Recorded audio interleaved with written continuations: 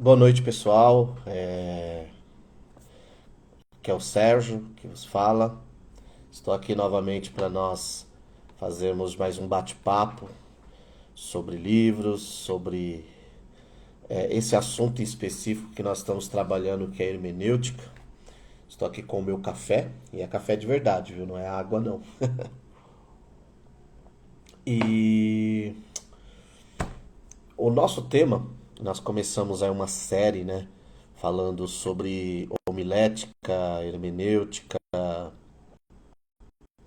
e, e posteriormente falaremos sobre exegese bíblica. Eu venho aí compartilhando dentro do meu Instagram as pequenas cápsulas de conhecimento ou insights sobre esse tema que eu gosto bastante.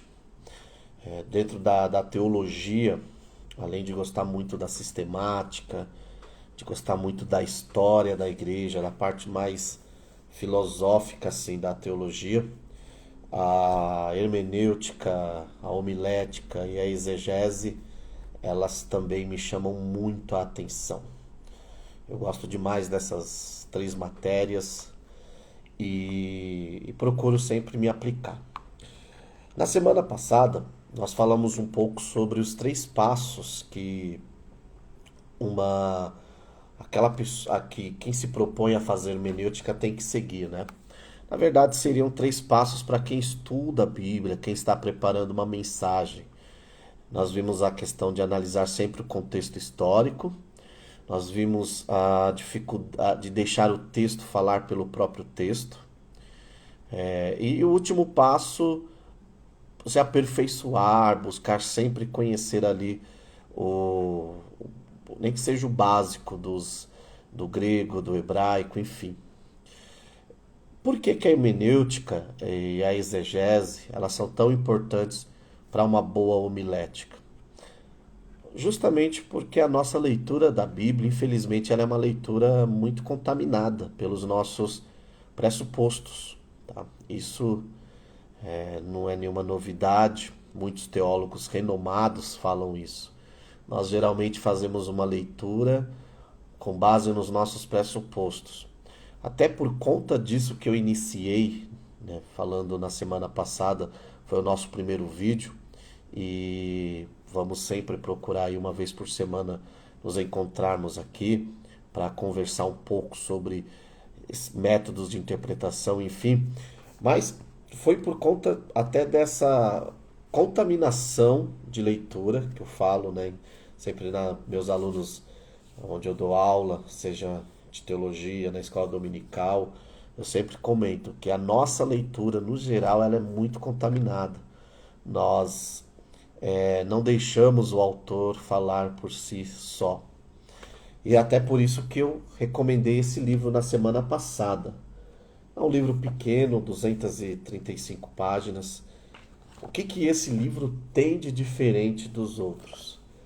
Ele é um livro, é do David Starling, que o autor procura explorar a interpretação ou os ensinos das escrituras a partir dele mesmo, a partir do próprio livro bíblico, por assim dizer, né? Então, nós percebemos o que? Percebemos, por exemplo, que o autor desse livro aqui, ele procurou trazer uma didática, trazer um conteúdo para mostrar o, o que o autor bíblico tentou dizer. Tá? Isso é muito importante. Hoje, continua quatro pontos que nós exploraremos que torna a tarefa daquele que se aplica a estudar e aprender a hermenêutica uma tarefa, vamos dizer assim, não difícil no sentido de que é impossível, mas difícil porque nós temos aí entre nós e os escritores bíblicos um período de tempo muito grande. Então, eu quero apresentar esse livro aqui, ó, Hermenêutica Avançada. Hermenêutica Avançada, do Henry Virkler. Henry Virkler. São 197 páginas, porém 197 páginas bem aproveitadas, com muito conteúdo, né?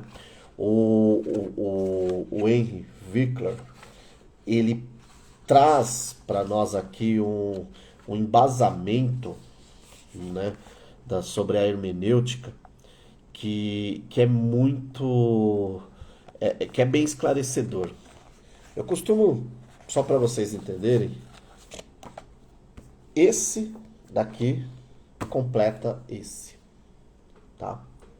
Esses dois livros aqui, se você os tem, se você os adquirir, você já terá uma boa base para começar a caminho da hermenêutica. Qual a diferença do livro do Henry Virkler para o livro do David Starling?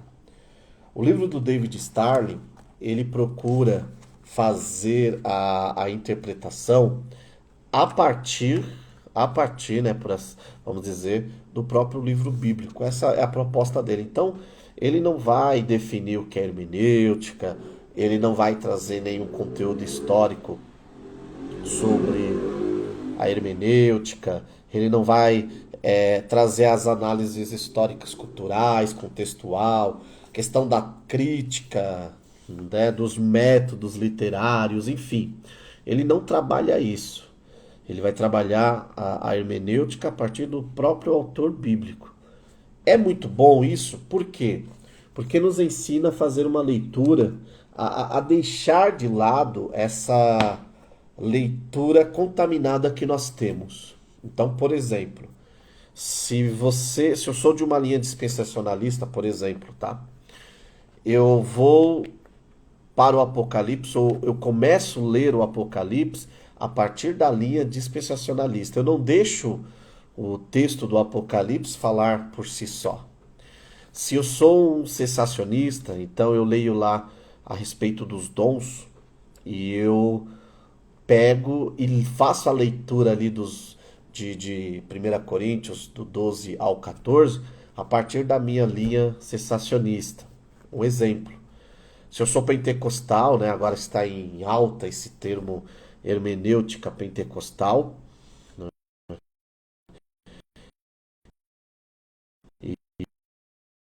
e sendo bem sincero, para mim hermenêutica é hermenêutica. Só vai ser a ciência que está utilizando. Então, por exemplo, a hermenêutica jurídica, a hermenêutica teológica, que é a que nós estamos falando, a hermenêutica literária, para quem vai trabalhar uma poesia, uma análise, uma crítica, uma antologia literária, mas hermenêutica, eu não vejo muito essas nuances, essas mudanças, essas coisas, tá? Esse é um pensamento meu, tá? Não estou falando que seja ponto final, tranquilo? Então é isso. Então esse livro ele trabalha em nós o hábito, vamos usar assim um hábito, né, de ler o autor pelo seu próprio autor. E isso é muito bom. Eu sempre digo nos cursos de teologia que eu leciono, na escola dominical, a nossa leitura bíblica ela é muito contaminada pelos nossos pressupostos. Infelizmente, nós não vamos mais ao texto bíblico e permitimos que o texto fale por si só. Nós já colocamos no texto bíblico o nosso pensamento. Agora, esse livro, ele vai trabalhar aquilo que nós podemos chamar de a estrutura da hermenêutica, tá? Então, qual é a dica que eu dou de leitura? Primeiro, leia o do David Starling, tá bom? Você vai entender com os próprios autores bíblicos como que a hermenêutica está em ação dentro da teologia. E depois você lê essa hermenêutica avançada do Henry Virkler, tá? Depois eu posso passar os links para vocês estarem adquirindo, tá? Mas vamos aqui fazer um review desse livro do Henry Virkler e daqui a pouco eu quero falar sobre os 4 pontos sobre a interpretação, sobre a hermenêutica. Via de regra, esse livro aqui ele vai trabalhar primeiro uma introdução à hermenêutica bíblica, depois ele vai trabalhar sobre a história da hermenêutica, e aí é onde ele vai diferenciar a hermenêutica aplicada à teologia, a hermenêutica aplicada à parte jurídica, à literatura. E claro, um autor que fala sobre hermenêutica jurídica, ele pode auxiliar um estudante de teologia. Por exemplo, esse autor aqui, ele cita muitos tratados, muitos livros de hermenêutica e crítica literária para embasar um pensamento hermenêutico teológico, tá bom? Dentro desse livro você vai encontrar os métodos literários, tipos de literatura, literatura apocalíptica. Então ele vai trabalhar muito bem essa questão da hermenêutica literária. Também tem os métodos, podemos dizer assim, literários especiais, que são símiles, metáforas, provérbios, parábolas, alegorias. E claro, assim, além de tudo isso, ele faz aqui, tem um capítulo específico para mostrar o papel da análise léxico-sintática dentro da hermenêutica. Então, é uma proposta muito boa desse livro. É um livro pequeno, 197 páginas, um livro aí que 2, 3 dias você lê. Mas o que eu indico? Se você ler em 2, 3 dias, depois você retome e faça muitas anotações, como é o caso do meu aqui, ó. Os meus livros quase todos tem muitas anotações, são grifados, enfim. Eu leio rápido, porém eu gosto sempre de estar fazendo anotações, retomando quando necessário, tá? Isso faz parte de currículo para quem quer fazer uma boa hermenêutica. Então, só recapitulando aqui rapidinho, semana passada, no outro vídeo, eu recomendei esse daqui, a hermenêutica, a arte da interpretação ensinada pelos próprios escritores bíblicos. O livro é essencial para nós deixarmos essa prática de querer inserir no texto, fazer o que o Henry Winkler fala, a exegese, né? Por quê? Porque a exegese, ela seria o quê? Para fora, ou seja, refere-se à ideia de que o intérprete está tentando derivar o seu entendimento do texto, enquanto que a exegese ela tem o significado de para dentro, ou seja, é quando eu quero colocar dentro do texto o meu pensamento, o meu pressuposto. Isso é muito ruim e está cheio nos nossos púlpitos. É como eu usei, por exemplo, vou estudar o Apocalipse, dependendo da linha escatológica que eu sigo, eu já estudo o Apocalipse dentro daquela linha. Não deixo ele falar por si só. E assim, são várias passagens da Bíblia, tá bom? Então, é um convite para nós estudarmos o texto bíblico e deixarmos que o texto bíblico fale por si só. Mas vamos lá.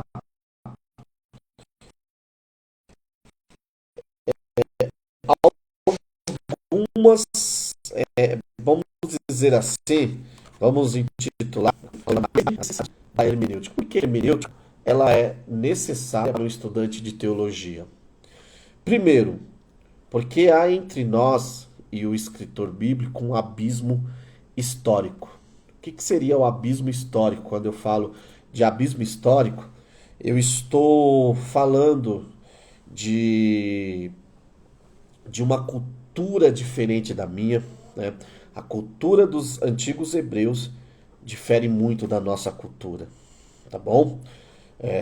Nós temos vários livros aí que mostram como que era essa diferença. E aí até o Henry Winkler, ele cita um exemplo.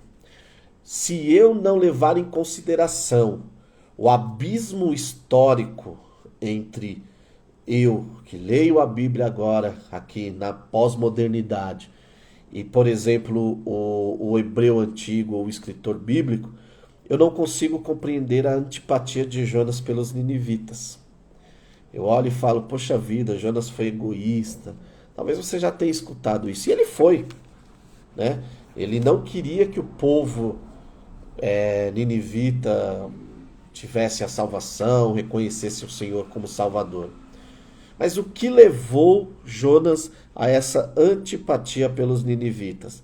Aí quando você vai estudar o fator histórico, fazer uma hermenêutica, né, e utilizando-se ali da história, da arqueologia, enfim, você percebe que a crueldade dos ninivitas assume o maior significado dentro da história de Jonas.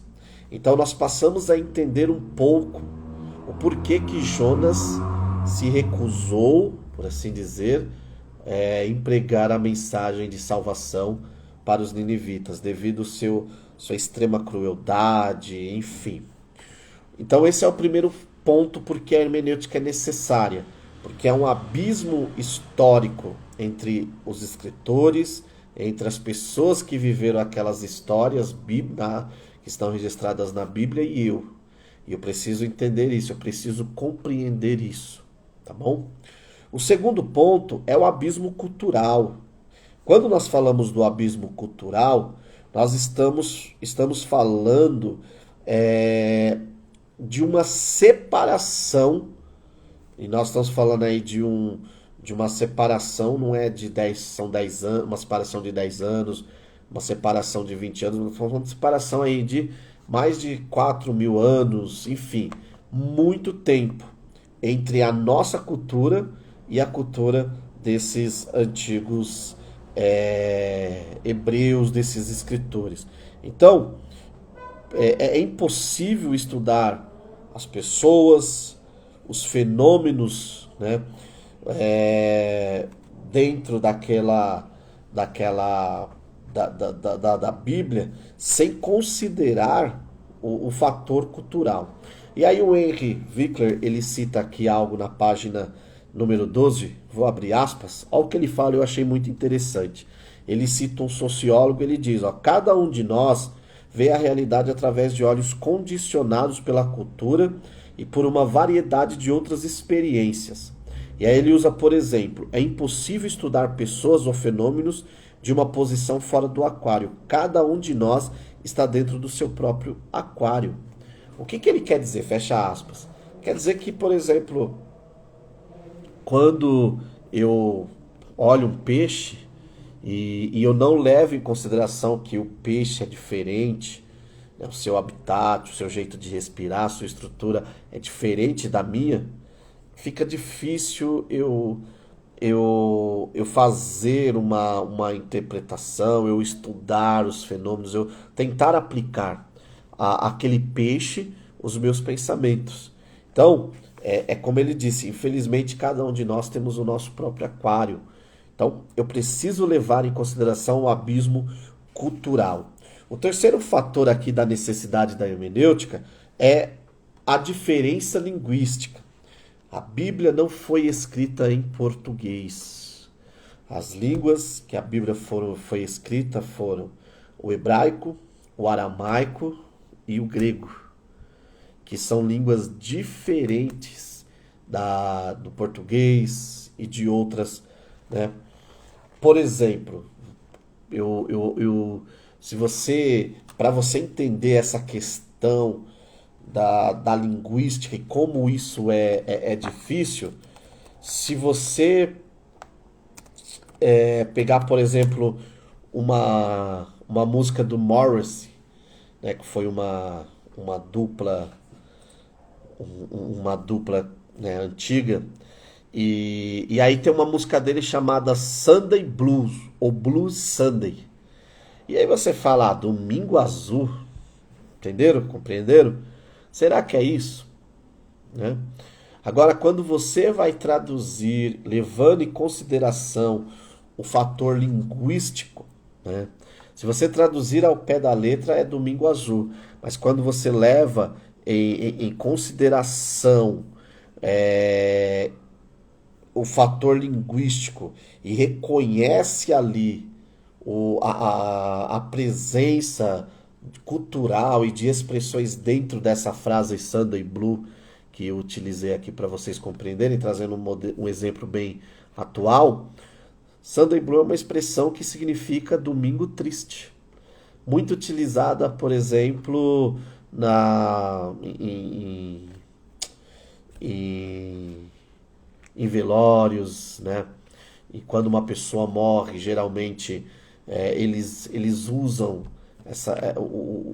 o azul, o nosso, que para nós é a cor preta, que é a cor da tristeza, a cor ali, enfim, de um luto. Dentro da cultura americana seria o azul, por isso o Sunday Blue, domingo triste, não é domingo azul. O mesmo cabe aqui para as escrituras. Quando eu leio as escrituras, eu preciso compreender o seguinte, que existe ali um fator linguístico, uma língua muito diferente da nossa. Então, por exemplo, quando eu leio a Bíblia e quero fazer a hermenêutica ou a exegese a partir do próprio português, que é assim, pessoal, você pode ter uma boa compreensão do texto, mas sem ser algo muito técnico ou profundo, tá? Estamos falando aqui de uma pessoa, de um aluno de teologia, de um professor, de um pregador, que quer se aprofundar nas questões. Então, a língua, ignorar o fator língua, pode fazer com que eu não compreenda algumas frases, como por exemplo, o Senhor endureceu o coração de Faraó. Ali contém, só nessa frase, contém expressões idiomáticas que dão sentidos totalmente diferentes do que nós compreendemos quando nós lemos ou fazemos uma hermenêutica a partir do próprio português, tá bom? Um outro ponto, por exemplo, no livro de Jó e em Salmos fala sobre, nas nossas traduções traz unicórnio, né? Só que quando você vai buscar, por exemplo, a partir ali do hebraico, por exemplo, você percebe que a palavra ali utilizada e que na nossa Bíblia aparece como unicórnio, por exemplo, né? Isso em Jó 39, 9 e 10, Salmos 92, 10 e por aí vai, nós vemos que a palavra que para nós aparece como unicórnio, e isso foi uma tradução da Septuaginta, né? Os tradutores da Septuaginta colocaram o termo monoqueros, que significa literalmente um chifre ou unicórnio. Então quer dizer que a Bíblia está falando daquele cavalo místico, enfim. Não é isso, não é isso. A palavra hebraica ali que aparece no Antigo Testamento, ela traz a ideia, por exemplo, de um boi, né, que pasta, e que esse boi tem como se fosse um chifre, uma ponta no seu rosto. Analisando hoje, dentro da própria fauna que nós temos aí, dentro da própria natureza, não seria nem um erro se nós se traduzíssemos, por exemplo, em vez de unicórnio, traduzíssemos, por exemplo, por rinoceronte. Entendeu? Então, veja só como que é a diferença, como que eu preciso compreender isso, tá bom? A questão linguística é muito interessante. E aí, mais uma vez, aquele conselho que eu dei na semana passada. A importância de estudar um grego, estudar um hebraico. Né? Não tenho agora dinheiro, não tenho condições. No próprio YouTube tem professores, pessoas lá colocando noções básicas de grego, de hebraico, que não te fazem um especialista, porém te dão base, te dão bastante base para você compreender, tá bom? Então, recapitulando, a necessidade de uma hermenêutica, tá bom? Na semana retrasada, semana passada, na verdade, eu recomendei esse livro aqui, Hermenêutica, da CPAD do David Starling, como um antídoto, vamos usar assim, para esse hábito que nós temos de fazer uma leitura contaminada pelos nossos pressupostos. Inclusive, eu dei até os 3 passos, e um dos passos para se fazer uma boa hermenêutica é deixar de lado os nossos pressupostos. Eu tenho que entender que a minha leitura, infelizmente, é contaminada. Então, mais uma vez, recapitulando o exemplo que eu deixei no começo aqui do nosso vídeo. Se eu sou um dispensacionalista, eu leio o Apocalipse com a visão dispensacionalista. Mas tá, João, será que ele tinha a visão dispensacionalista, aliancista, quando ele escreveu o Apocalipse? Entendeu? Então é permitir que o Apocalipse, que o texto bíblico sagrado fale por si só. Por isso que essa obra, ela é importantíssima, ela vai nos guiar por esse caminho. E hoje eu estou aqui trabalhando esse outro livro de hermenêutica, Hermenêutica Avançada, da Editora Vida, do Henry Virkler. Bom, e falando hoje especificamente sobre a necessidade da hermenêutica. Então já falamos sobre o abismo histórico, falamos sobre o abismo cultural, agora acabei de falar sobre o abismo linguístico e usei aí um exemplo dentro do inglês para vocês entenderem. O inglês é uma língua bem próxima do português e já tem essas diferenças, né? Eu pego uma música ali de uma banda e leio Sunday Blue, Domingo Azul. Mas será que é isso? Não. O Sunday Blue é uma expressão para um domingo triste, um dia triste, entendeu? Então toda vez que aparece Sunday Blue é um dia triste, um fim de semana triste, entendeu? Poeticamente remete a um momento triste da vida. Dentro da Bíblia é a mesma coisa. O exemplo que eu usei aí nas nossas versões em português, que aparece como unicórnio, mas quando você vai lá para o texto hebraico, o animal que ele sugere ali seria mais ou menos um rinoceronte. Está bem longe, né? Dentro da nossa mitologia, dentro da nossa mente ocidental, do que é um unicórnio. Tá bom? Outra expressão que nós trabalhamos aqui, o Senhor endureceu o coração de Faraó. Dentro dessa expressão existe muitos significados idiomáticos e eu preciso trabalhar isso. Então, mais uma vez eu falo, pessoal, quem quer fazer uma boa hermenêutica, uma boa exegese, será inevitável não estudar o grego e o hebraico. Você pode não ser um especialista, mas o básico você vai ter que conhecer. E por último, a lacuna filosófica. Calma aí, Sérgio. Lacuna filosófica, sim. Por isso que eu disse que esse livro do Henry Virkler ele é diferente do David Starr, porque aqui, nesse hermenêutica avançada, ele trabalha a estrutura da hermenêutica e trabalha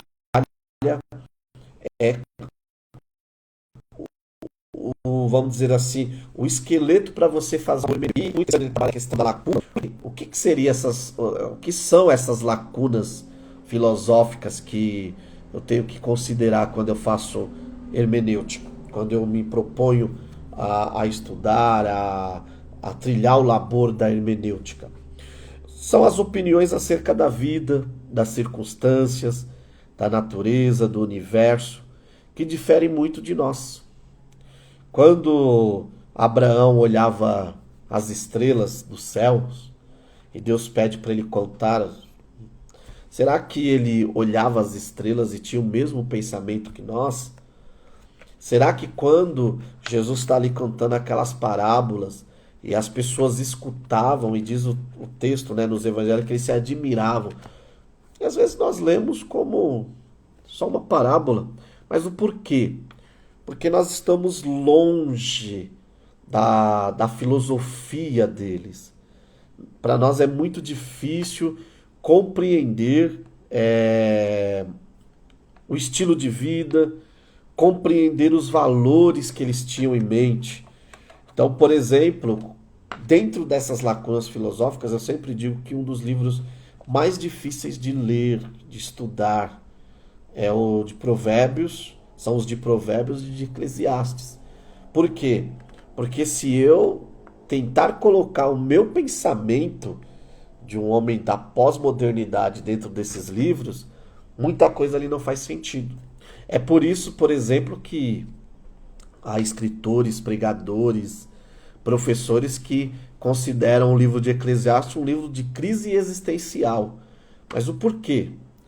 Porque estão lendo com as lentes da pós-modernidade, com as lentes de mentes contaminadas pela filosofia de Sartre, de Kierkegaard e por aí vai.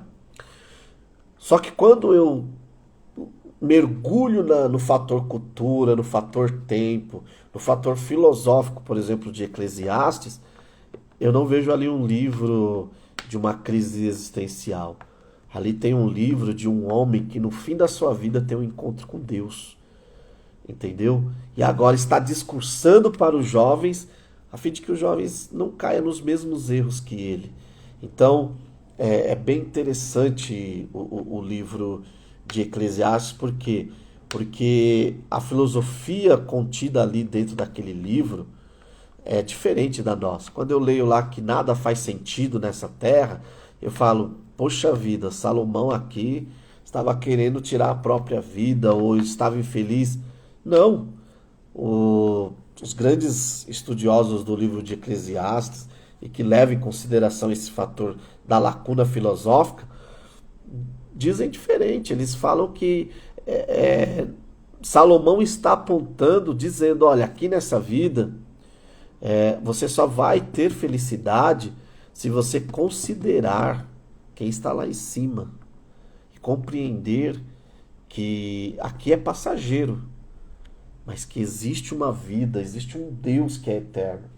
Então olha a diferença, né? Então eu preciso levar em consideração a lacuna filosófica. Por quê? Levando em consideração essa lacuna filosófica, eu vou compreender que eu consigo passar uma mensagem de uma cultura para outra, porque aquele que se propõe a estudar hermenêutica, ele tem a difícil missão de trazer de forma válida, né, sem essas loucuras que falam por aí, a mensagem de uma cultura lá do homem, de Moisés que está no deserto, de Davi que está pastoreando as ovelhas do seu pai, e por aí vai, de Davi, o rei, né, naquele início de monarquia, de trazer a mensagem dessa cultura tão diferente, tão longe de nós, para a nossa cultura atual. Por isso que eu venho preparando esse material.